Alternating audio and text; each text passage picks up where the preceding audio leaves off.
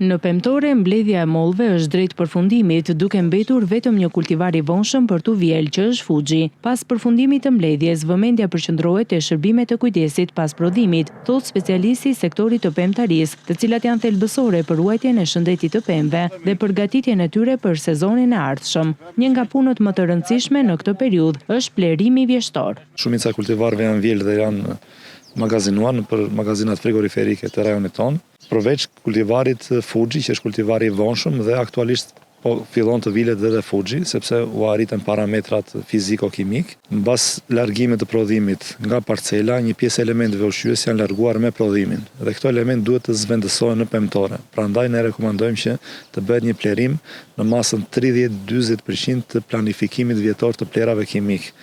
Dhe kryesisht do përdoren plera me përmbajtje potasike në këtë periudhë dhe 30-40% me plera azotike. Këto të hedhura nën kuror, lokalizuara me qëllim shfrytëzimin e tyre nga sistemi rinjor, pasi bima është ende në aktivitet dhe kjo periudhë i shërben shumë për ruajtjen e elementeve të prodhimit vitin pasardhës. Fal këtyre veprimeve, pemët do të hyjnë në periudhën e fjetjes dimrore në gjendje të mirë dhe do të kenë një fillim të shëndetshëm në sezonin e ardhshëm.